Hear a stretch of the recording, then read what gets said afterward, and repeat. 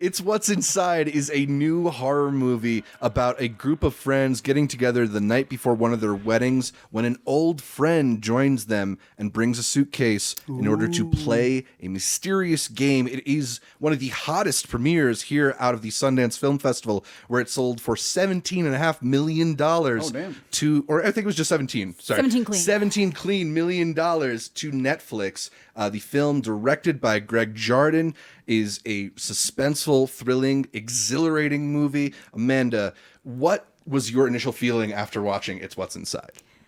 I thought it was just super cool, you know? Yeah. It kind of like puts together a bunch of the different genre stuff that I like in a movie. You've got like a solid horror, you've got, but it's also really funny at the same time. A lot of really cool colors that are actually used to the benefit of the movie and progressing the plot along with how it's using those colors.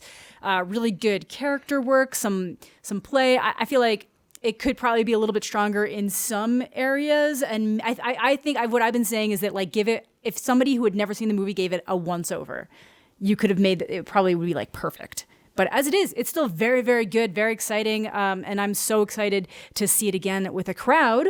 That's South by Southwest, which might be the only chance we ever had to see it with a crowd again. Thank you, Netflix. Yeah, right? That's one of the very few ones. Now, easily, we were talking about how last year, Talk to Me was the big horror movie that got a big push here at Sundance, and then an even bigger push at South by, and it was like a blast. Because A24 picked it up in between. This is still Netflix. Netflix has had good success at South by. You know, they had the Beef Mobiles last year. Right. So this also playing at South by, like Talk to Me did. I think it's got that trajectory to be that big horror movie of this year. And I know some people have argued whether it's horror. It is. I think there are horror elements to it. I don't think it's an arguing. I really do think it's just people. If you're not actively afraid, because they were literally like, there was only one jump scare, and it's like that doesn't make something scary or not. Horror is a wide encompassing term, and there are slasher horrors, and there are jump scare horrors, cerebral horrors. This is something that's a little bit more existentially terrifying. It gets under your skin. It leaves you unsettled, and that's the main thing, though. It's, the Midnight Cat, right? It's propulsive. Is I think the thing that we need to clarify, because it really moves. I feel like there's a moment that happens when you figure out what this movie is doing. And it feels like you get the bars lowered over your head on the roller coaster, right? You get strapped in and it really pulls you along. I feel like if you don't think it's scary, it means you don't have empathy for the characters you're watching on screen. Because there is a moment where you're like, imagine that was you. And if you can't put yourself into that perspective of that being you, then why do you watch movies at all if you can't do that? On top of it, Midnight, I think, is encompassing from multiple things. Mother Schmuckers was not a horror. I mean, it was horrible sometimes, but like that fit in the Midnight category because of how outrageous it was. Right. Yeah.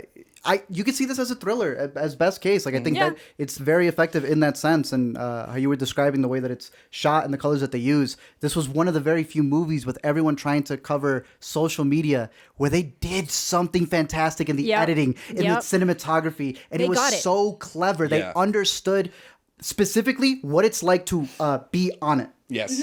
Like, to just be obsessed with being on your phone and what you're watching there. The way they depict social media is really cool. The way they depict flashbacks in particular is extremely cool. I've never seen anything quite like that in a movie. And it also... so fun. It's sort of like... It evolves as they're telling the story. As like how they recall the story. And it also goes well with how they exciting. showcase it. When you're talking about things that are like doing things that like other movies aren't or maybe shying away from, like this one's definitely doing that. Like it didn't need to. It didn't need to play out like that. You could have made a really good movie that does a lot less, and it's so much more benefited for just putting it all out there. It's really fun. We brought up Talk to Me. A lot of people are bringing up Bodies. I think I see it's more like there are echoes of them both, particularly in the Bodies thing, because there's also like a werewolf style game happening. Even here. Aesthetically, I think it's very similar aesthetically to Bodies. I think it's colors for sure. I think it kind of runs somewhere in the middle in that it is like a little bit more horror tinged in that Bodies is probably, it's more of like a interpersonal comedy with like scary elements. Well, this one too. This one too, because all the friends kind of know each other and they have baggage against each other. Yeah, I actually think Bodies is a little bit more horror oriented. I like them all. I like them, yeah. I think the best recommendation is, it's not so much to compare it, like you were saying, like you don't want to Talk to Me and then people are going to be like, oh, well, Talk to Me did this better. It's the idea that if you like Talk to Me, and if you like Bodies, congratulations, you got found a a new 2024 movie. Yeah, we just don't want to pigeonhole it in a way that it's like these but different. It's like it's going for a very different vibe. Like Talk to Me very much has like the drug allegory that is not going for here. Bodies very much has this like outsider pulling in type thing, which is not going on here necessarily. And this a is little bit of the past. Yeah, dredging up coming elements back of the in. past, even in yeah. a way that maybe I found a little more effective than Bodies. sure. Bodies. That's fair. Yeah. Bodies, one of the best movies. I of the like last it too, couple of but years. I just think they're doing the things that are doing different. I just really like the tone they're striking here, the way that it feels like it's mining your innermost thoughts and desires and stuff. Do you remember the movie Happily?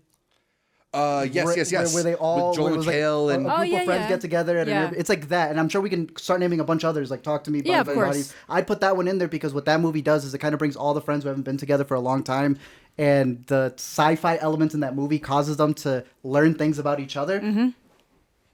The suitcase in this movie allows the actors to kind of play off of each other in a way that really boosts their acting abilities, which I thought was really clever, but then also gives you insights on these characters.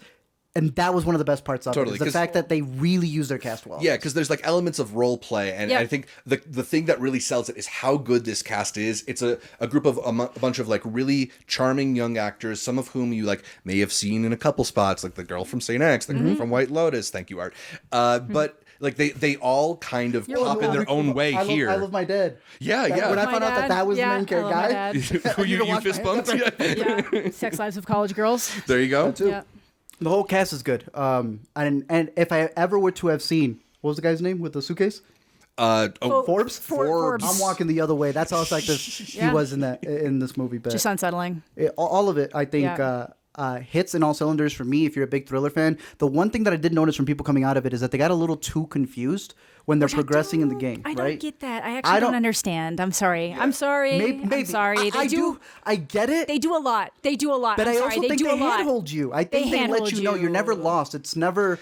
There are times where it maybe gets a little bit disorienting, but I think it's also it's part of it. It's part of it, right? Like when you get disoriented, it's because the characters also get disoriented. Yeah, that's true. And when you need to know what's happening, they explain it. Yeah, I think to be fair, I guess I could understand. Like, I guess some people are just better at like patterns. Like some people are good at math, some people are good at patterns. I'm terrible at math. I'm good at patterns. So like I could kind of pick out things easier than some people. I don't think it's a movie that leaves you with many like questions about what actually happened. No, not at all. No. Not at all. No, but it's a throw ride, and I think it's definitely worth it. Yeah. Hopefully, it does get a theatrical run. I feel like this one's going to get an even lesser push than Hitman. I really do think they pick on Netflix which way they're going to push, depending on what movie it is. I honestly, with Netflix, I think they only put it in theaters if they think it has Oscar chances. That too. I think that's literally the only reason why. Yeah. Otherwise, there's no reason. Qualifying run. It's they want it to be able to qualify. That's otherwise, why Leo didn't make it. That's why Leo. No Leo.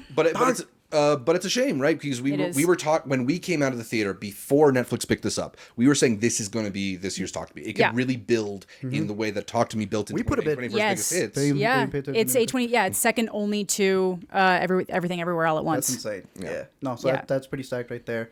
I love his story that the inception of this was that he was playing, what do y'all call it? Mafia or werewolf? Werewolf. What's yours? Mafia.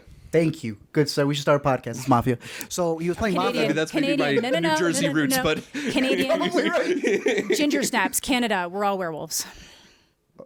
Okay, I will give you that. Thank you. But here it's Mafia. Yeah, you're from New Jersey. And Chicago, another. New Jersey and Chicago, obviously. That's what I mean. It all makes sense, you know. Our hockey team's the Wolves. We're all love here. He was playing a game of that, and he said it got super intense. And that game that he was playing back in the day, he's like, "What if I put a group of characters who haven't seen each other in a while? What would a game like this do to them when they all have to like lie to each other for each other of each other?" In a sense, I thought it was perfect, and just like Bodies, who played that game a lot, you can tell that he understands what a group, a dynamic of friends who have been together for a long time would carry on each other, like just the history that they have on each other, and it works very well. Yeah, I also really like literally no spoilers, but there's just two characters that are obsessed with like the same thing for very different reasons, and I think that's used so effectively, so smart how they set it up. It's so good. It's so interesting. And the way that it comes to bite them back, also perfect. So good. Yeah. I will say, not Dennis. What was the name of the guy who owns the house? Ruben's Australian. The actual actor's Australian. All right. I mean, we said we liked the cast. I like him a little more after that. Yeah. We thought he was the smoothest one. Yeah. Smooth as hell. To be that smooth with an accent and to switch it for an American accent, that's clean, dude. I got to give it to him. Yeah. But the whole cast is fantastic. This is definitely one of the standouts. And as we've been saying, the Midnight category has been the strongest it's ever been at Sundance. Super strong. And surprisingly, I think we've had Very Little Misses. I was gonna say Crazy House accepted. Until today. Crazy House. Yeah, Crazy House would be your miss, and then. I Violent Nature, which we both really liked. I disliked it more than Crazy House, I think. Actually, come So, on. what I'll say is, In a Violent Nature, better movie. Crazy House, it was easier to sit through. It only started losing it for me in the last 15 minutes. I don't know what it was. It In a Violent Nature hit a point where I was like, I fucking need out of this theater now. I need out. In a Violent Nature, but it's a much better movie. It is a much better movie. I will openly say Amanda ended up it's a having better... more bodies than the killer up on screen when she left. She's like, I can't have this. I can't. I was like, I would have been through 100 people by now, man. But you would watch this one again. Oh, yeah, I love this one. This And one's if you miss it great. here, it is going to be at South by Southwest. And you're going to be fighting us for tickets. Right?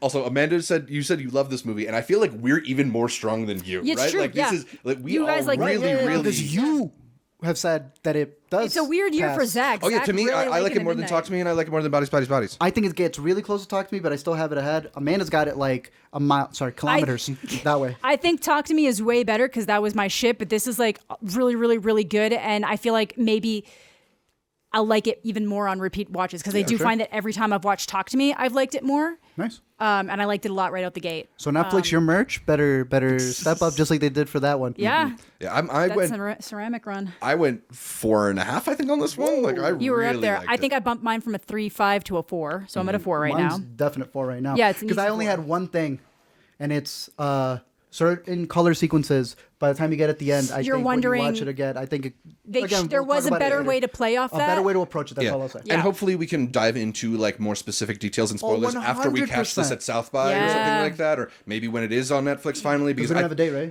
right? what? No date. No, not yet. At Only least. numbers is how much it made? Although just what's know after unfortunate March. is the thing we were talking about in the Variety article where they talked about it being picked up. They did say it would skip theaters. So I mean, There's I no really, Oscar that's chances because there's nasty. no Oscar chances. There's no reason for them to bother. yeah, Unless you use that box and go visit Ted Saran. Dude, I'll talk to them. Let's have a chat.